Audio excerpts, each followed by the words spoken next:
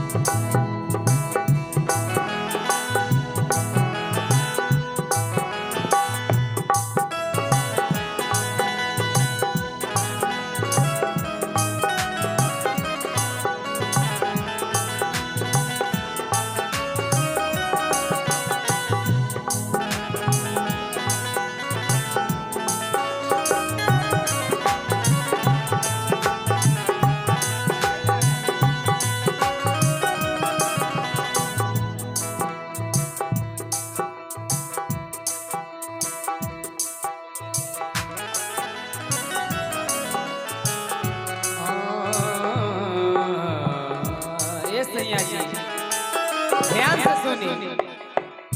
झुमरी तलैया से झपेदार झुमका,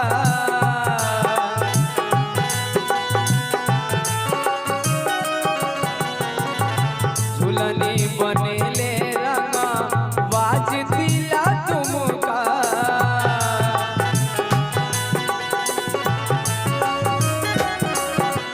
बीकानेर से बिंदिया चमचम,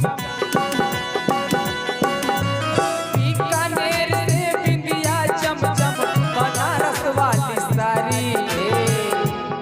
हर औरत के पसंद हो के लिए बनारसी साड़ी, अभी के डेट में चलता लक्ष्मीपति साड़ी। और कौन कौन साड़ी में रहता? बनारसी साड़ी तनी ज्यादा मशहूर बा, एक का दिन गई के बाद। हाँ, बीकानेर से बिंदिया चमचम, बीकानेर से बिंदिया चमचम, बनारस वाली साड़ी, मंगाईदा छपरा से चुनरिया छिटवाली, मंगाईदा छपरा से चुनरिया छिटवाली।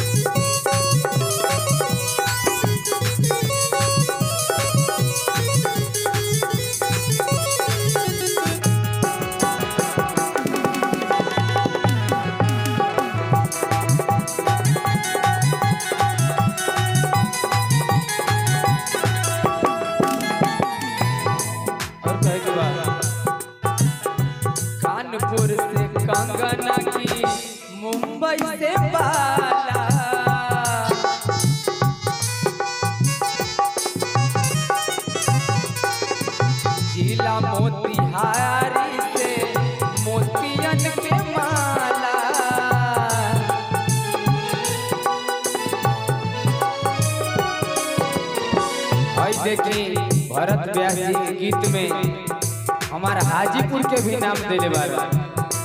हाजीपुर भी मशहूर जगह बा। हाजीपुर से हार हंसुलिया,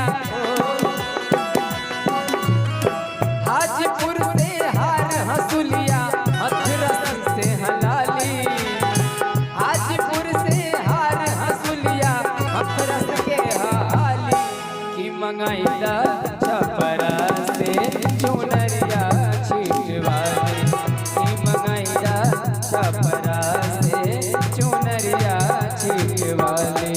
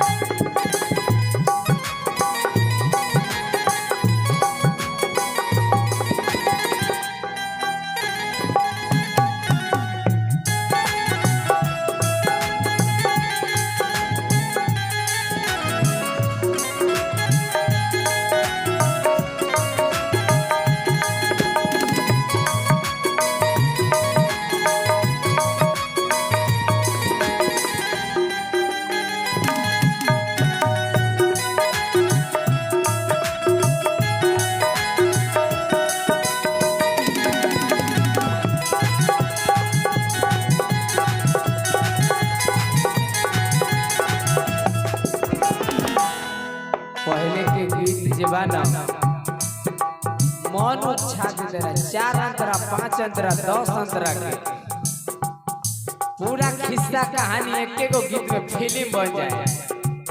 इतना बड़ा कहीं गीत होता है भाई, बताइए। 5 अंतरा 6 अंतरा पूरा कहानी घर पे कह दीजिए ना। अरे दूसरों दिन ला कम से कम छोड़ देते कि ई बार बठलाली ला दीजिए, बाद में कान के बाली ला दीजिएगा। एक गो गाना में 100 बार। बलिया से बिछिया गोरखपुर से गोरहारा,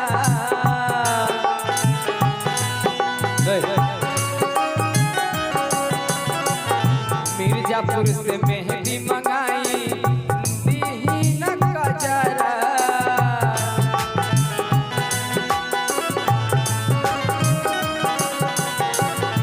हाय देखी पत्नी के नखरा।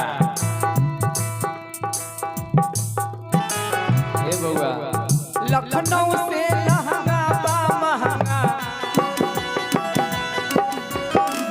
लखनऊ से लहंगा महंगा, चोली लागल जाली।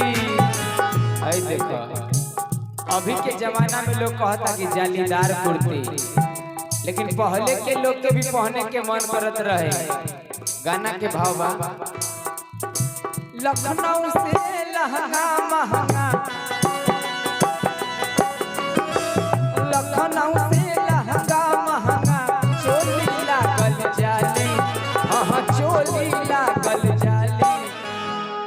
मंगाइदा छपरा से चुनरिया छिटवा।